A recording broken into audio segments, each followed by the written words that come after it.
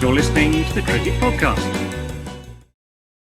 Hello, everyone, and welcome to the Cricket Podcast for our first podcast of the T20 World Cup in 2024. The USA has got cricket. The USA played some really good cricket, and the USA, I don't know if we're responsible for. I think we can blame Australia for this, but the USA is hosting some of the worst pitches you will ever see in the game. There's magic stuff happening. We've got a super over. We've got David Visa in the super over. We've got West Indies, Dre Russ, and we've got whatever Sri Lanka's batters are. A lot to talk about. I'm Jack Hope. I'm joined by Ross Legg. How are you doing, Ross? I'm marvellous, thank you, mate. After a game this weekend where we played for I Don't Like Cricket Club in London and to a brilliant victory. And I also like that we've coordinated all wearing nice white T-shirts. So well done us, inadvertently. Yeah. Well, the summer's out, isn't it? And we need to say light and cool. It's all about pastas now. Yeah, Max, how you doing? Still got your magic carpet up in the background? Yep, hiding all manner of unseeable, unmentionable, awful things on the back of the wall that you can see on the wall next to it. But one day, Jack, it'll be gone. Okay, interesting. We're going to get into the cricket in a second. Just before we do, a shout out to the presenting sponsor for this podcast, Manscaped. You can head over to manscaped.com and use the code CricketPod for 20% off plus free shipping. Max, what goods can one acquire over at manscaped.com? So many goods, right? You've got goods for your face, you've got goods for your balls, and everywhere in between, really. Weed whackers for your nose. The beard hedger is excellent. That's a tool of choice for me when it comes to trimming my beard, which is long overdue. And you've even got things like ball deodorant and toner. And you know what? It might sound odd, but I highly recommend it. I know you're a fan, Jack, of the ball deodorant. I don't think that's in the copy. Max, good work. I am. Like it was just 25 degrees here. It's finally got to ball deodorant season, as far as I'm concerned. So head over to manscaped.com, get yourself a performance package, which comes with ball deodorant. Use the code CricketPod for 20% off plus free shipping, and get into it. Right, fellas, we should also say, because this World Cup, and we'll probably get into this as one of the talking points, because this World Cup has the most ridiculous schedule of all time, especially if you're trying to cover it from the UK. Or try to cover it coherently, to be honest. I think if you were in any country in the world, this would be a ridiculous schedule. We're probably going to have to mix up how we actually go about the coverage. So rather than do it game by game, I think we'll do it in batches with talking points. Max, there have been 4 games in the T20 World Cup at the point of talking. Can you, no more than 25 seconds per game, summarise all 4? Back to back. Yes. Right, good, let's go. We started off with a reprise of the oldest international game of cricket ever, the USA versus Canada. Canada got off to a pretty good start with the bat. USA fought back a bit, and after the mother of all final overs for Canada, they posted 194. The USA lost Stephen Taylor straight away, and it was looking a bit tricky until Aaron Jones came in and announced himself as good at cricket. 94 or 40, 10 sixes. Blitzed it, and the US absolutely trounced Canada. What a performance that was. Good start. Next up, the West Indies faced Papua New Guinea. I was wondering what the run line would be if the West Indies batted first.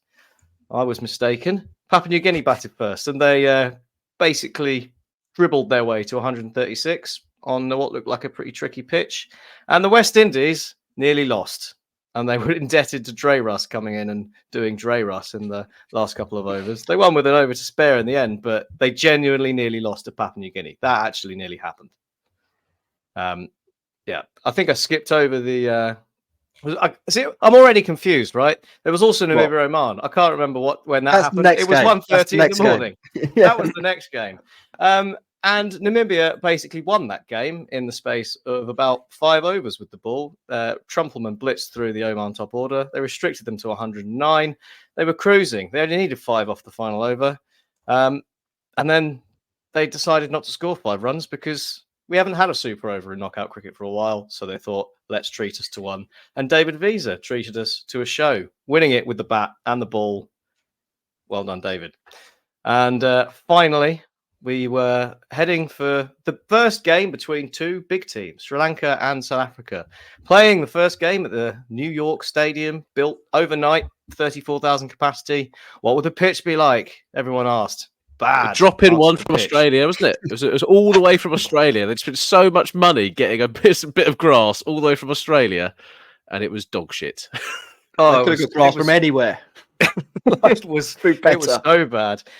Sri Lanka not being able to bat didn't help either. A combination of a tricky pitch, bouncy South African bowlers, and ineptitude meant that Sri Lanka were all out for 77.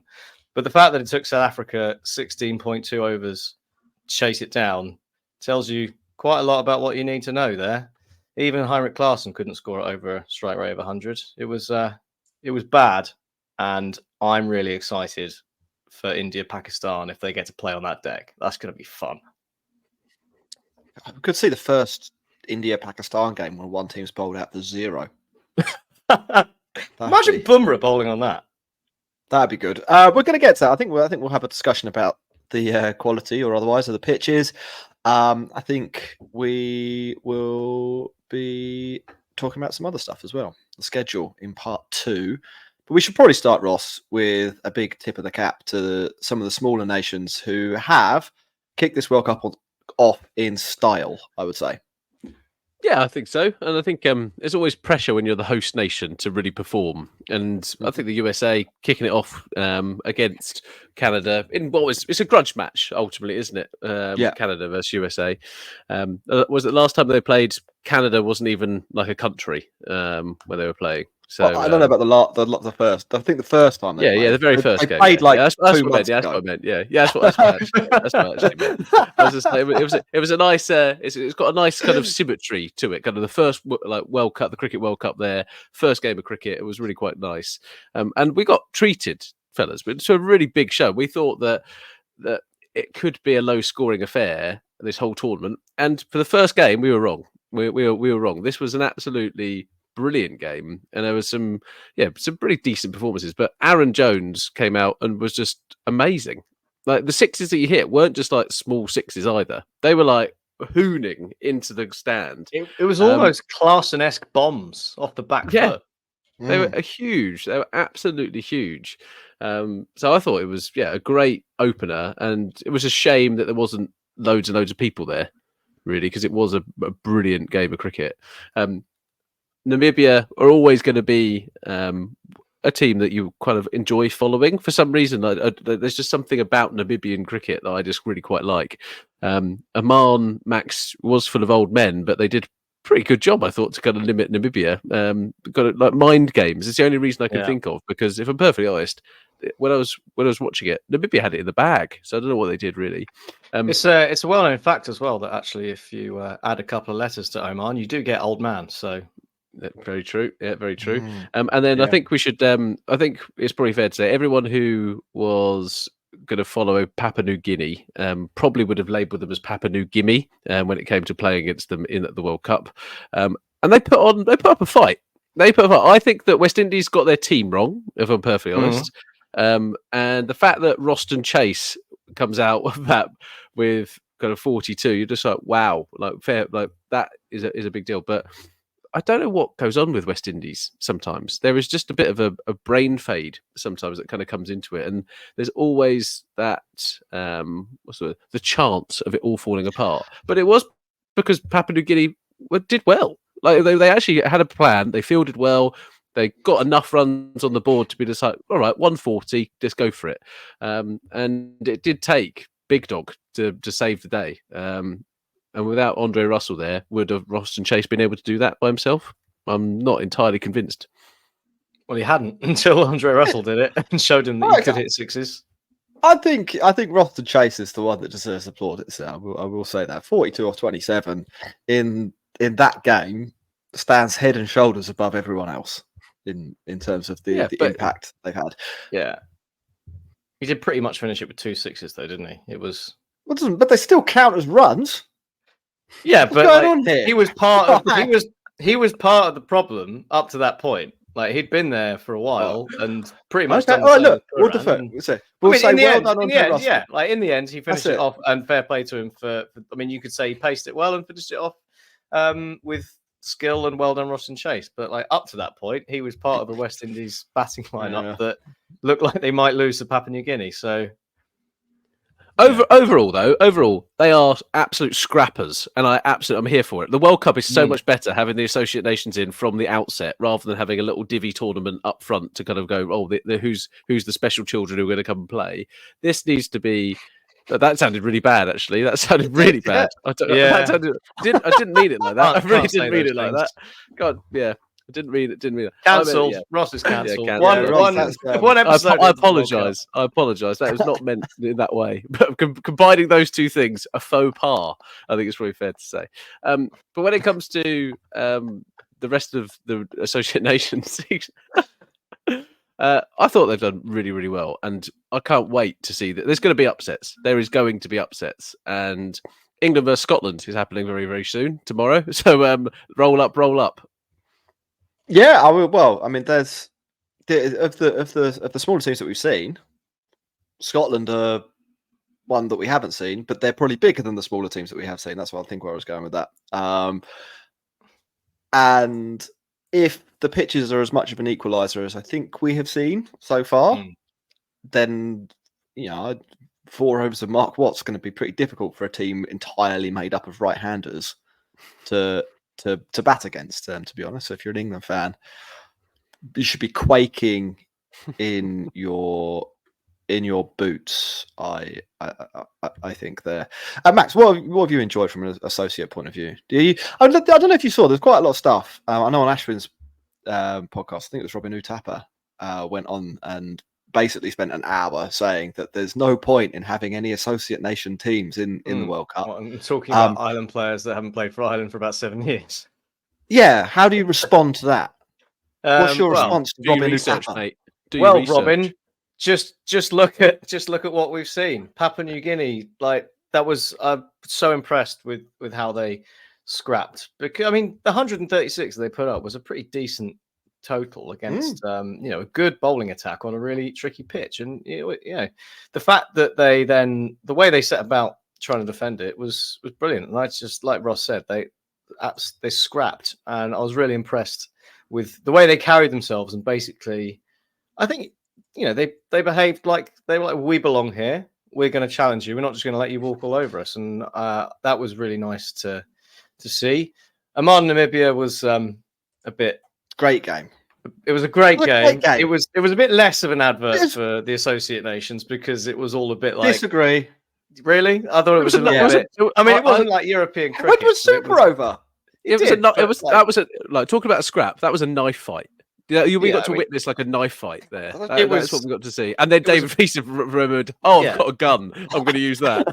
I mean, it was a great spectacle, but like the whole failing to chase 109 thing's a bit silly. But I mean, they served up a great game, and then you have to say, I think the main plaudits go to Aaron Jones and the show he put on for the USA to open the competition. So I'm emboldened at their presence, and I think, like you say, the chance of a shock looks higher than I think I'd have anticipated before the opening sort of 4 fixtures that we've seen. So I'm really looking forward to those big boy little boy matchups. They're fun, and we're not just sitting here thinking like, oh, how many runs are Australia going to score against that team? It's like, who can cause some problems? Australia they're the team that will. They will do that to someone, but that's not all I'm thinking about anymore. I'm actually excited. They're not. There's teams in this tournament. Pakistan, I'm looking at you. Lanka after today's performance, who I think could basically lose to anyone. Australia, no, they're going to pulverize everyone they play because they're Australia, and they played against Namibia with the coaches, didn't they? They played with like 8 proper cricketers, and they still beat them. Yeah, they get George Bailey, their head of selectors, out of retirement. I think their head coach, I think Andrew McDonald played. Yeah, okay. One of the physios played as well. Look, there is that, and one of the things that did strike me, I don't know if anyone else thought this, generally pretty organised. Namibia specifically, though, why is David Visa batting 6? that game should not be going to the Super Over. David Visa should be in probably 4, maybe 3 for this team in that situation. I do think. I mean, Ross, you said that he remembered that he was or had a gun. Mm. You know, if I'm Namibia, I'm using David Visa for everything. Like it seems like an absolute no-brainer to me, but perhaps I'm To be wrong. fair, like when Freilich was batting, God, it was they were in complete control, and it was that bit the wheels just fell off at the second part. They absolutely panicked. That's what ended up happening. That's always the risk when you're chasing a low total and you let it get to the final over. Though we like to say it all the time, right? If you're chasing something like 109, be positive and aim to finish it in like 18 overs. Don't aim to finish it and leave yourself like a few off the final over, because then shit like that happens. Yeah. I'll tell you what we did say in the previews is that Trumperman is no one to be messed with, right? Left armour coming around. He was brilliant. He was absolutely brilliant. And to take 2 wickets with your first 2 balls, Aman must have been sitting there head in hands going, oh my God, what has happened to us? It was the worst possible start for Aman ever in any tournament. And Trumperman was sitting there like, I've got long hair. I'm looking good. I'm taking wickets. I'm on a hat trick straight away, and he then picks up another one really, really cheaply as well. It was absolutely electric. So yeah, fair play to him. Good player. Right, that was in no particular order. I think associate corner covered off. Started the World Cup with a bang. What I most like about it, I think, is that it actually feels like a World Cup. Yeah, it's not like I'm not just watching. Look, it's India v South Africa for the 14th time this year. Like it's. I want to see what Canada and USA have, and it's not like I know never get that to they're not see going to win the otherwise. tournament. Yeah, exactly. I know they're not going to win the tournament, but I want to kind of know like what's the level. Like, and you're not gonna get better, are you? As team, like I don't care about teams. that.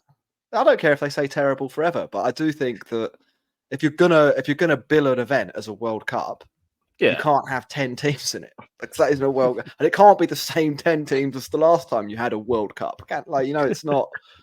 That's so well done. I don't know to the ICC on that. Maybe after the break we'll come back and talk about some not well done things. Well, I've got good news for you, Jack, for the Associate Nations in particular, and in the thing of growing. Last time I said they hadn't announced the prize money for this tournament. They've now announced it, only a few days into the tournament, which is good. So they've managed to do that in there.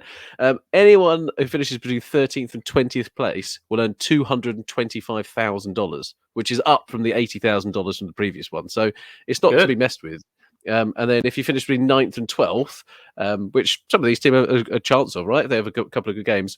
247,500. So that money, as long as it's not going on the Rolexes of some of the people who are in administration, I think will be. Pat on the back. Well done for getting you there. We need some new tyres on our Mercedes. That's what we need. No, sorry. I mean, I'll give with one hand, I'll take it away with the other. That's. Honestly, who knows where that money will go? Right, we're going to take a break. Then we're going to come back. We should probably talk about Sri Lanka, South Africa, just in a little bit more detail, because that was a weird old game, and it gives us a nice talking point to segue into on the topic of pitches. Be back in a minute. You're listening to the Cricket Podcast.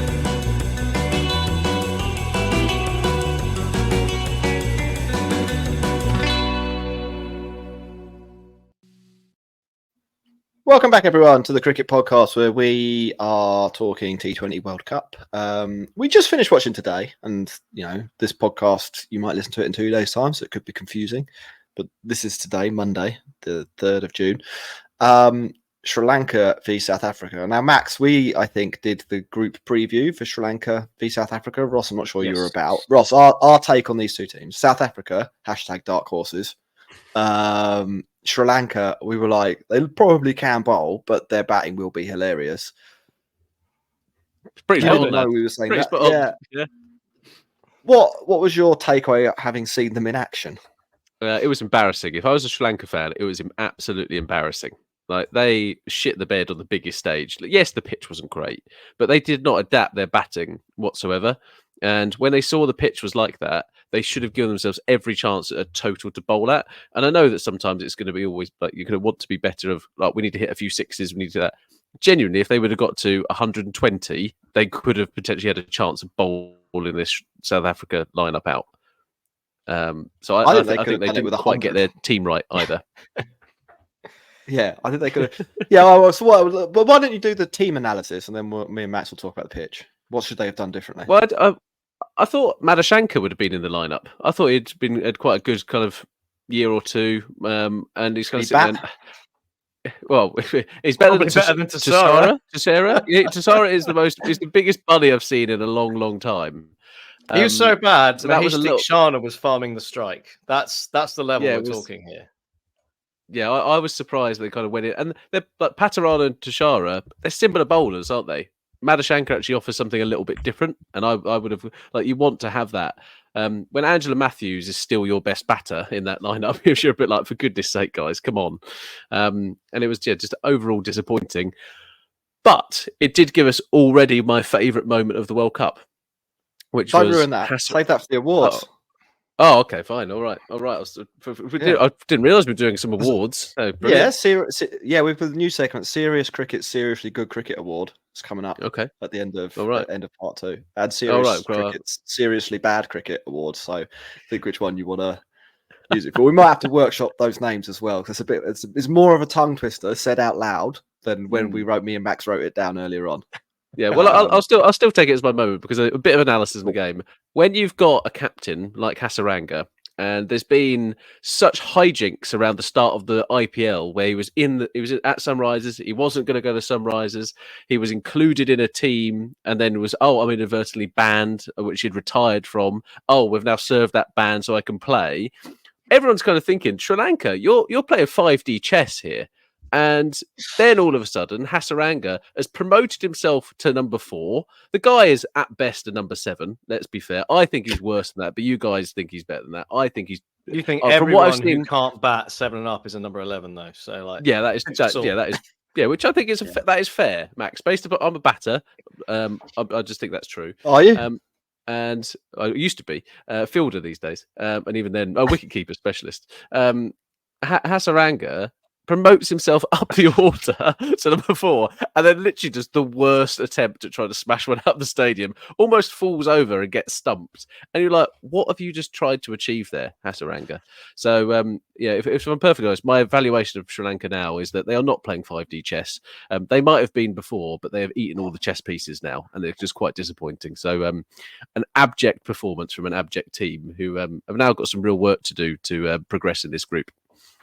Yeah, I think I'm falling more into the Hasaranga is a useful number 7 camp than the Hasaranga can bat camp. We actually did get asked a question about this. I haven't brought the name up, but someone on Twitter got in touch with us and asked, like, is Hasaranga a batter or not? And I think not a number 4 batter. I would say like that you're really overrating your skills there. I did bring up the numbers. T20 eyes averages 14, strikes at 123. In T20 in general, averages 20, strikes at 155. So it's a bit better in, I don't know, whichever leagues he's been playing in. But iffy there. Max, the other thing we need to probably talk about with respect to this game, and maybe the Oman game as well. I'm gonna the Papua New Guinea West Indies game. I'm gonna say that's just what Guyana is like. Yeah, like it's slow and it's a big outfield. I think we could expect that. Didn't expect that from Bridgetown, and we don't know whether that's the two teams that have contributed to 109 aside. Kind of did expect it from the Nassau County International Stadium that was built for £30 million overnight. It was £30 million. Yeah, it was 30 million quid. I mean, that seems pretty reasonable to me for building a giant cricket stadium in a few months. Wow. Yeah. They spent, I reckon, £29,999,555 on the stadium, and then 45 quid on the pitch. Yeah, they ordered it off Temu. Yeah, it was pretty bad, Max. I mean, like, we might as well just call it out.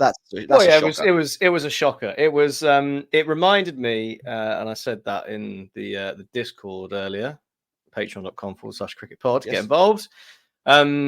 It reminded me of that wicket we saw in that test match between South Africa and India a little while ago, where both teams struggled with the bat, it's fair to say, because the ball was just leaping off a length. And if there's a bowling lineup that you don't want to face when the ball is leaping off a length, it is probably South Africa's, especially with someone like Amrik Nortje. And yeah, I mean, it was basically a perfect storm for Sri Lanka, wasn't it? The pitch was atrocious because you saw, like, even with South Africa's batting lineup, how much they struggled, and then obviously the quality of the South Africa attack, and then, like you said, Ross, the way that Sri Lanka failed to adapt to any of it, basically continually just top edging the ball up in the air as if like, I'm sure this ball will bounce normally, right? After all of the 20 before that did weird shit, this one will be oh no, I'm out. There's a lot of that, but I was quite surprised actually that Sri Lanka got as much out of it as they did as well, because you had all the pace and bounce of the South African bowlers. Angelo Matthews and Dasan Shanaka were coming in and trundling at 75 miles an hour, and the ball was still leaping off the length all over the place. And that, to me, was the moment. Was like, wow, this is bad, and it's not a contest between bat and ball, but also I kind of like, not from a good cricket point of view, but from a spectacle point of view, watching South Africa like score less than a run a ball to chase down 77 is not really what I had in mind for the World Cup, but it was kind of funny. I did think it was kind of funny as a one-off, and it did make me think India-Pakistan at this venue, if it's that bad, could be truly hilarious. So we had some questions on this. Akshay, Arian, Cricket Raja, Vivek, all asked some sort of combination of, is this what the World Cup's going to be like? Should they move games away from New York?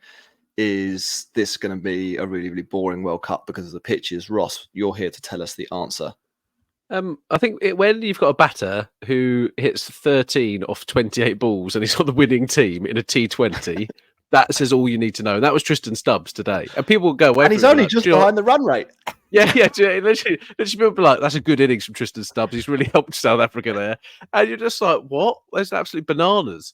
But yeah, overall, it was an absolute shocker. They can't move it away. There's too much ego involved now. There's too much. Where cost. Are they going to move it to? Anyway? Yeah, they wouldn't be able to be like that. And imagine it would be a cricket thing to do last minute. Be like, sorry, all India and Pakistan fans that have booked all of your trips. We've actually just moved it. That would be a very cricket thing to do. Given that the whole of India's schedule is perfectly laid out with everywhere they know they're going to play, that would actually be my favourite thing. They just were like, actually, you know what? Top it all off. This whole schedule is totally bonkers. You've got games all over the place. The one thing that people actually know is where India are going to play. And then they just go, actually, that pitch was really bad. We're going to have to move it, guys. Sorry. We'll build one. We'll build one in Ohio for 10 million. It'll be a bit smaller, but it'll be flat. So what I do think on here is that there's going to be people working on that like night and day now. Like literally the ICC can't, like the money, the prize money. That I'm surprised they didn't wait for the prize money. They should have waited a little bit, so some of that could have been diverted to sorting out this pitch. But we'll kind of see what ends up happening. But yeah, they're too involved now. There's no way they're going to turn back and give it to someone else. What will be interesting? Are India playing Ireland there? Yeah, they are. So if India get rolled by Ireland, and Ireland have got some bowlers who could do some damage on that pitch. Like Josh Little is no mug, Mark Adair is no mug. Like you're going to be in a position where if things don't work out nicely, I'd say that India have got a game on their hands on Wednesday, and Robin Uthappa might be sitting there going, "I should have kept my mouth shut." If you're like, to provide a little bit of balance here, I think that India did play a warm-up match here. Against Bangladesh. Yes, they did. I've got the scorecard up here. They scored 182 batting first for 5, which is a kind of normal cricket score. So perhaps, but you see this at some grounds. Like I don't know if you remember, like when they relayed the pitch at Sharjah for the IPL 3 years ago. There were certain strips that were dog awful, like terrible. And then the pitch literally next to it would be, you can get 180 there pretty easily. Yeah, they've got that luck now. They've got that Ahmedabad. Yeah. So it could be just like there's going to be one pitch of the 4 I think that they're using at this stadium, where 100 is going to be a really good score, and elsewhere it'll be okay. I don't know. Like it's it's going to be fun to find out. If I'm perfectly honest, like I think there's an upset on the cards at that ground, big time. Yeah, absolutely. That's going to be great. Max, you mentioned the schedule there. We've had 2 questions in on this. Barde says thoughts on the pre-decided seedings for the Super 8, and then Raj says India have to play 3 matches in 5 days in 3 countries if they make it to the final. Why is the ICC supporting Australia and England so much? First the World Test Championship final, now this. And then earlier on, you made a comment about how India had a red carpet rolled out for them to get to the final. Yeah. Where do we stand here? Who does the ICC favour?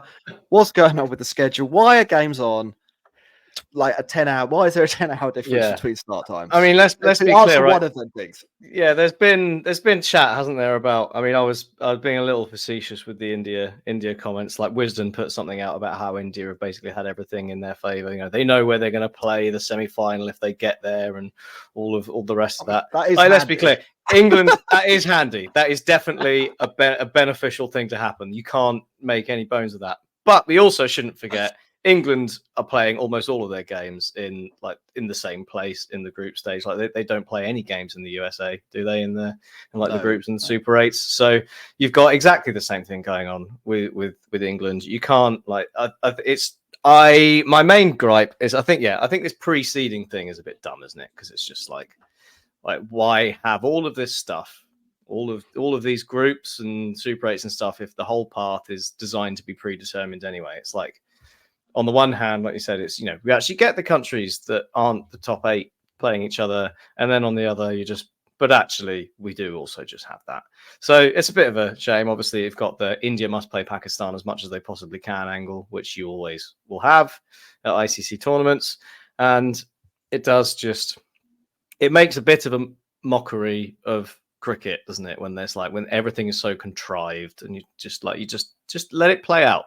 Like, it might not be exactly what you want, but let it play out, and it'll be fun. So that's just my main gripe. The whole predetermined nature of it, and that all links in, isn't it? The India, England, knowing where they're going to play. It's all related to that. Well, I think there's a big tourism angle here, kind of as well. Oh, there's a big money thing here, but tourism is largely the driver for that. Like the market for India and Pakistan, and I think Sri Lanka and Bangladesh too, is probably going to be bigger in the States, and they play all of their games in the States, if I'm not incorrect.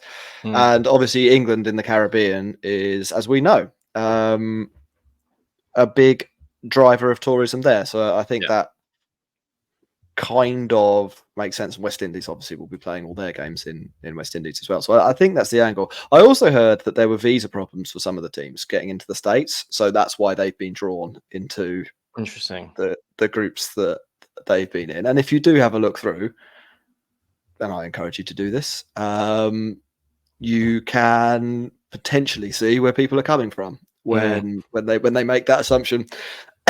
So yeah, factors. Lots of like weird cricket stuff going on that honestly doesn't make sense. I do kind of get why, from a watching your team point of view, when we're considering here that they're basically playing these games over an entire continent, that knowing that England or Australia or India or Pakistan or whoever will be in either the Caribbean or in the States for certain parts of the tournament makes sense. I do think the semi-final point is really bizarre, to be honest. I don't understand why they've made that decision at all. Besides it probably being, well, not probably. Besides the fact that India would rather play in Guyana, like, let's just be clear about that. Like, they would rather play there, and there's people have made a fair argument, I think, that India have picked some of their players or built their team with that particular venue in Guyana in mind. Now, maybe it is all just luck. Maybe actually the ICC has done this all to help England and Australia. Certainly it's a possibility.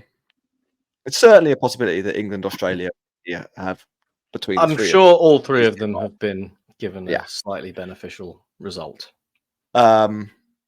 Is kind of dumb though. Yeah, Like I think if you're going to organise a sporting contest, especially like everyone's got a little bit of IPL fatigue. Like, do we need to be gerrymandering another tournament where, like, effectively we see the same players that we just saw for 3 months in India play the only competitive matches? Now, I do get that you risk some broadcasting revenue if India get knocked out before the semi-finals, but like, if you want to be taken incredibly like seriously, these are the sort of things that you maybe want to consider before you. yeah. But I before also you do think some of that, this. but I also It's a think huge American emerging sports, market. but I think American sports contrive this anyway. So actually, it's not. I don't think it's a big kind of surprise in it. I think they're just going. How does the NFL do it? How does the NBA do it? How do they do it? And obviously, these are closed shops, right? So actually, some of it is. It's all a little bit staged. It's theatre. It's entertainment at the end of the day. That's what they're kind of buying into, rather than the kind of being sporting purists. Is how I see it. All right, fair enough, Ross. Like, lads, we're going to do our awards: the serious cricket, seriously good at cricket, or seriously good cricket moment award first. Max, I don't know if we'll all do one. That might be a bit laborious. What was the best thing that's happened in the Cricket World Cup so far? Ooh, I mean, there's been a few good things. A little personal story is always fun, so I will go for Otniel Bartman taking a wicket with his first ball in a World Cup for South Africa. That was a nice moment. Yes, yeah, that was very good. And Ross, you can do the serious cricket, seriously bad cricket moment of the. I wonder what that's going to be. It's got to be Hasarangan promoting himself to four, and then literally go. If you have not seen it, go and watch it. Literally, he is nowhere near hitting the ball as well. Like nowhere near. It is a dereliction of duty, is how I'd say it for Hasarangan. It was an abomination with Namibia's batting effort to chase down 109, a close second on this occasion. That final over was good. I think there's a lot of good and a lot of bad so far. I think we can say, and that's what you want. That is what you want. Yeah, we've got Aaron Jones smacking 10 sixes. Yeah. That's great. Yeah, David Wiese winning his super over by himself. Awesome. Then we've got the pitches, the schedule. There's a day. I mean, like, we didn't actually say this in the schedule. Like, we got a bit sidetracked. There's a day where there are like 3 matches that overlap for no reason. That's tomorrow. Most days, it's a 10-hour gap between game 1 and game 2. And then there are some days where it's like, oh, we're just going to play everything at once. Yeah. The other thing we haven't mentioned, of course, as well, is the West Indies game being in the morning on a Sunday, and how that's kind of preventative for a lot of people being able to actually go to the cricket for the home team in their opening game in the tournament. Like, it's just some really silly stuff. Yeah. I mean, look, I think the wants and desires of the people that are actually going to go to the cricket are somewhere in the 50s in terms of considerations for this World Cup.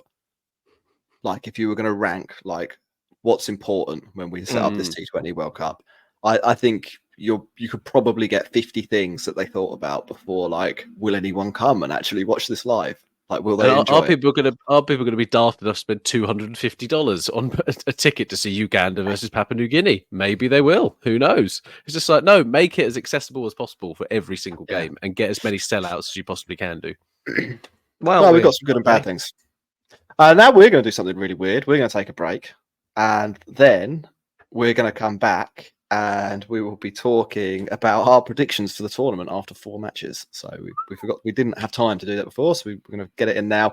I should also say, obviously, the serious cricket, seriously good and seriously bad moments were sponsored by Serious Cricket. If you want to get some cricket gear, head to the show notes, click the link, and fill your boots. We'll be back in a moment.